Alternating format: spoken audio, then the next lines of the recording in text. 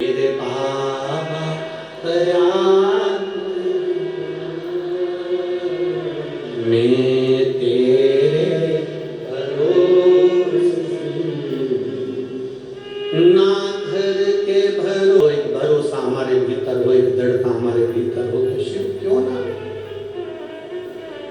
जिस डॉक्टर की हम दवाई खा रहे हैं उस डॉक्टर के प्रति आपका विश्वास पूर्ण होना चाहिए कि मैं जाऊंगी डॉक्टर के पास और मेरा तबीयत ठीक हो जाएगी। मैं डॉक्टर के पास जाऊंगी और तबीयत ठीक हो जाएगी। उसी तरह तुम्हारा विश्वास होना चाहिए कि मैं शंकर के मंदिर एक लोटा जल चढ़ाऊंगी और शिव मेरा दुख समाप्त जरूर करेगा। ये मेरा विश्वास करता है, ये मेरा भरोसा है।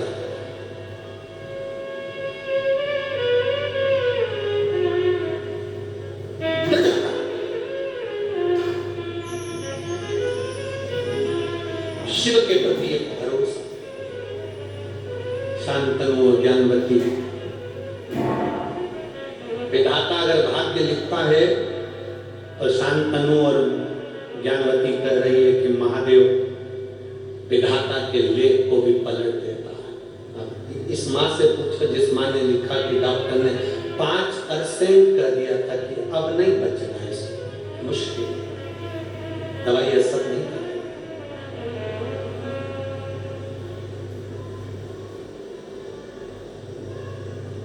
फिर शरीर काम किया, शरीर काम किया।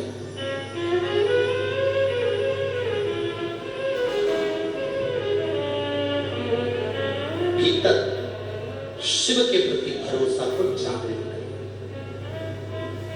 हमने पहले भी कथा में कहा तुम्हारी मेहनत में कमी मत आना, तुम्हारे परिश्रम में कमी मत आना।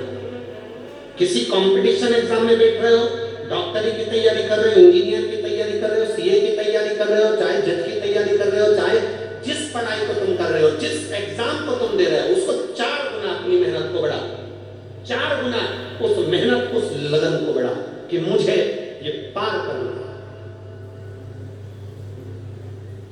मेरे राम जी महाराज ने लंका पर चढ़ाई करने के लिए सब कुछ किया, समुद्र की आराधना करी, उपासना करी, विनती करी, विनय करा, ये करा, वो करा, सब कुछ करा।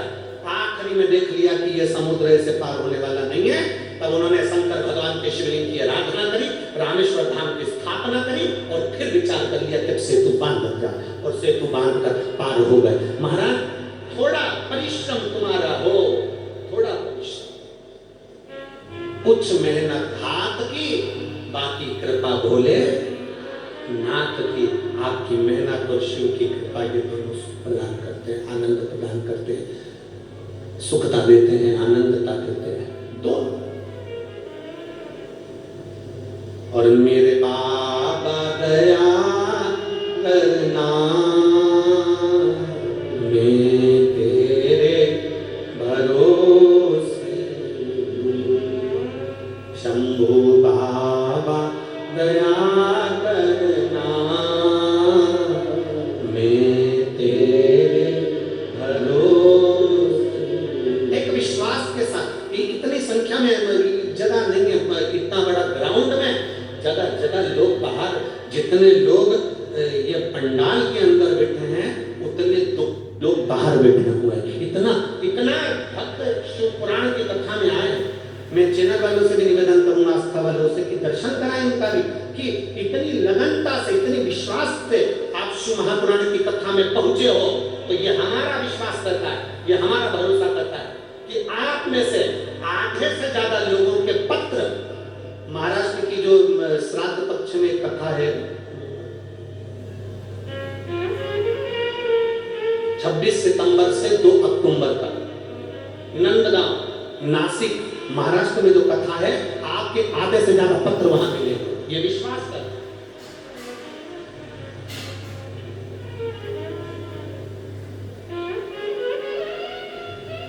श्राद्ध पक्ष में जो 26 सितंबर से 2 अक्टूबर तक नंदगांव नासिक महाराष्ट्र में जो कथा है, उसमें आपके पत्र मिले, ये विश्वास के साथ। और जितने लोग टीवी के माध्यम से कथा सुन रहे हैं, आस्था चैनल के माध्यम से सुन रहे हैं, फेसबुक यूट्यूब पर कथा सुन रहे हैं, विश्वास रखकर अगर सुनोगे तो 3 सितंबर से 7 सितंबर तक जो कथा हरियाणा में गुड़गांव में होने जा रही है 70 नंबर सेक्टर में, जिसको वर्धन जी यादव जी करा रहे हैं, कई पत्र दिल्ली वालों के हरियाणा वालों के वहां पढ़ने को मिले। अगर विश्वास से सुनी है तो, भरोसे से अगर सुनी है तो, एक विश्वास अपने भीतर जागृत है, एक भरोसा अपने भीतर जागृत है। क्या देव महादेव भाग्य नहीं पलट सकते? क्या शंकर भगवान भाग्य नहीं पलट सकते? शांतनु और ज्ञानवती ने कहा कि हमें तो पुत्र चाहिए। शिव जी कह रहे हैं तुम्हारे भाग्य में पुत्र नहीं, आपको देना पड़ेगा, आपको देना पड़ेगा। तुम्हारी किस्मत में संतान का सुख नहीं, मेरी बात मान लो, मत लो। शंकर भगवान ने डराने के लिए कह दिया, जब वो माने नहीं तो कह दिया देखो तुम्हारी किस्मत कैसी है, तुम्हारा भाग्य कैसा है। अगर तुम्हारे घर में बेटा जन्म लेगा तुम उसका मुख नहीं देख पाओगे, आंखों से दोनों अंधे हो जाओगे। तुम्हारा बेटा अगर घर में जन्म लेगा तो तुम उसका मुख नहीं देख सकते, तुम्हारे आंखों से तुम अंधे हो जाओगे, तुम्हारे नेत्र नहीं रहेंगे, तुम बेटे को नहीं देख पाओगे, तुम आंखों से अंधे हो जाओगे। अभी भी समझा रहा हूं, मत मांगो। तो भी शांतनु और ज्ञानवती ने कहा हम आंख से अंधे होने को तैयार है, पर हमको तो पुत्र दो।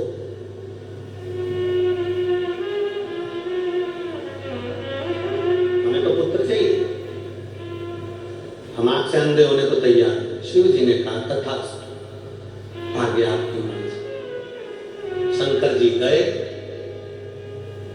गर्भ ठेरा, ज्ञानवती के गर्भ से जैसे बेटे ने जन्म लिया, दोनों माता पिता आंख से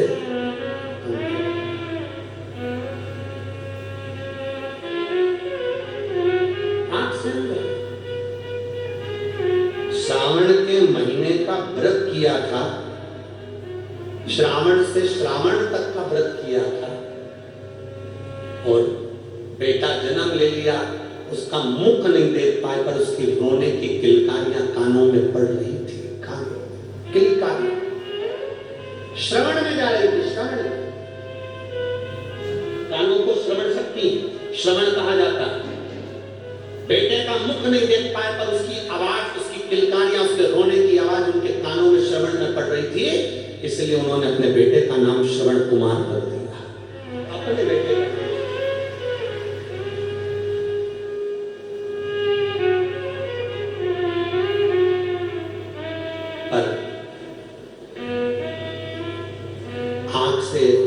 माता पिता अंधे हो गए, बेटा बड़ा होने लगा।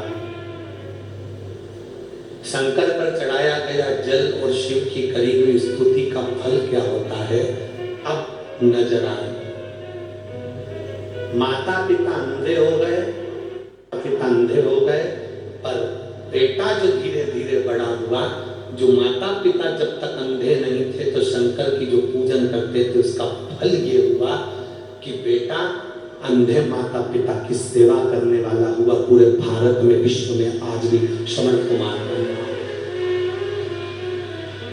सेवा का फल मिलता जरूर है, पर अब धीरे धीरे धीरे धीरे सेवा कम होती जा रही है। आप खुद देखो, जितने यहाँ बैठे हैं, मेरी जीजियां बैठी हैं, मेरे जीजा बैठे हैं, मेरी बेटियां, मेरे बेटा, मेरी माताएं, मेरे भाई बैठे हैं, जितने आस्था चैनल पर सुन रहे हैं, जितने फेसबुक ग्रुप पर सुन रहे हैं, आप सबसे एक प्रश्न करूंगा, आप उत्तर देना। आपके दादाजी, आपके दादाजी ने उनके माँ बाप की जितनी सेवा करी, आपके दादाजी ने उनके माँ बाप की जितनी सेवा करी, उतनी सेवा आपके माता पिता, आपके दादा दादी की नहीं कर पाए। आपके माँ बाप ने जितनी सेवा अपने माता पिता की करी, आपके दादा दादी की जितनी सेवा करी, आपके माता पिता ने उतनी आज के बच्चे अपने माँ बाप की नहीं कर पाएंगे। आने वाला समय ऐसा है, आपने जितनी सेवा अपने माँ बाप की करी, उतनी आपकी औलाद आपकी नहीं करेगी। और धीरे धीरे धीरे धीरे धीरे फिर उसकी औलाद उसकी उतनी नहीं करेगी जितनी तुम करे हो, फिर उसकी औलाद और कम करेगी, फिर उसकी औलाद और कम करेगी, और एक दिन ऐसा आएगा कि कोई औलाद अपने माँ बाप की सेवा नहीं करेगी। इसलिए निवेदन है, आज से संकल्प लो कि हम अपने माँ बाप की सेवा ज्यादा करेंगे, तो आने वाली पीढ़ी भी धीरे धीरे सेवा के क्रम में जुड़। सेवा कम होती जा रही है। दादा की परदादा की सेवा जितनी हमारे दादाजी ने करी, हमारे दादा दादी इतने सख्त थे, इतने स्ट्रिक्ट थे, उनकी सेवा सास कहती थी ये, तुरंत ससुर कहते थे ऐसा। हाँ, आपको सुनाते हैं कई लोग कहानी, तो आप लोग सोचते ऐसा हो सकता था। फिर धीरे धीरे हमारी सास थी, उन्होंने अपने सास ससुर की बहुत सेवा करी, हमारी सास ने इतनी सेवा करी, ऐसी सेवा करी, पर उनकी सास तो बहुत करती थी। अब हमारी सास से जितना मना उतना कर, अब उनकी जो बहू आई, भैया जितनी सास ने करी उतनी बहू नहीं कर सकती, फिर उससे नीचे जो बहू आई उसको जितनी उसकी सास ने करा उतना नहीं कर सकेगी। धीरे धीरे धीरे धीरे धीरे धीरे अपने पिता की शान बचाने के लिए मुझे इस यज्ञ में आना पड़ा। इस यज्ञ में मैं पहुंची हूं, अपने पिता की शान बचाने के लिए मैं आई हूं, शान बचाने।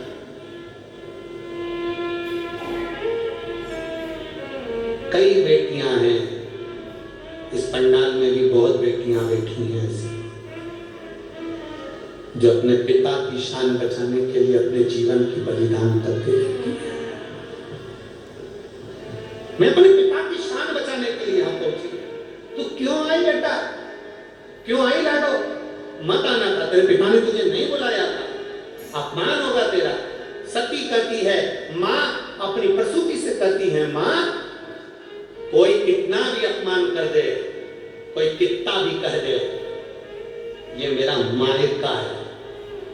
सती को सती की माँ ने गले से लगाया था, तब पहला शब्द माता सती के मुख से निकला था, ये मेरा मायका है। जम के बोलो, क्या है? मायका। यहां सती ने कितना बड़ा शब्द कहा।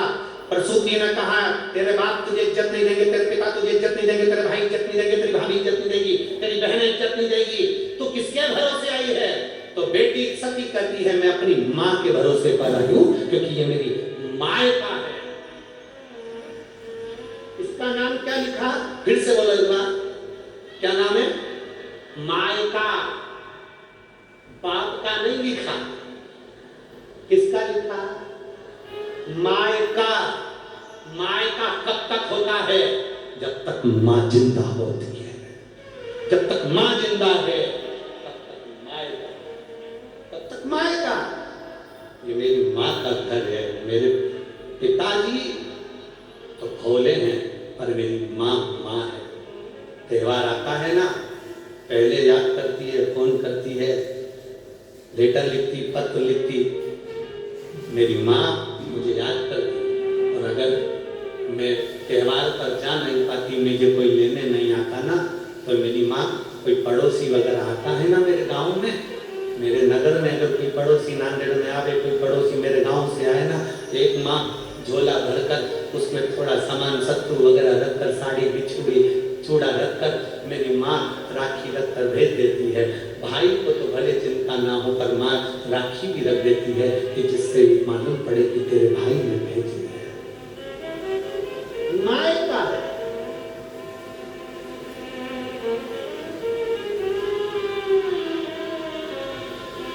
एक पुरानी कथा, पहले की कथा यूट्यूब पे डली होगी, अशोक सुंदरी शिव महापुराण की कथा। जिस दिन मेरी जीजियां फ्री रहे उस दिन उस अशोक सुंदरी शिव महापुराण की कथा को निकालकर यूट्यूब पर सुनना, उसको निकालना और सुनना। अशोक सुंदरी शिव महापुराण की कथा। शिव महापुराण की कथा में वर्णन आता है देवाधिदेव महादेव की आंख में कभी जल नहीं आया, केवल अपनी बेटी अशोक सुंदरी की जब शादी करी, विवाह करा, और जब उसको विदा कर रहे थे, तब देवाधिदेव महादेव कैलाश पर बैठकर आंखों से जल रहा रहे थे। बेटी की विदाई हो रही थी, रो रहे थे। कितना भी पैसे वाला व्यक्ति हो ना, कितना भी करोड़पति व्यक्ति हो, बेटी को सारा सामान भी दे देना तो भी आंख में आंसू आ जाते हैं कि इसको जब बेटी कुंवारी देती है ना, पापा मैं तुम्हारे साथ खाना खाऊंगी, पापा क्या है तुम्हारी चाय आ गई, पापा गोदी में आ जाएगी, पापा ऐसा, पापा वैसा, गले लगेगी, पापा मुझे इस स्कूल में आना, पापा मैं ये ड्रेस नहीं पहनूंगी, पापा मुझे ऐसा करना है, पापा मुझे वैसा करना है। एक बाप माँ बेटे को प्रेम करती है और बाप बेटी को प्रेम करता है। बाप बेटी को प्रेम करता है।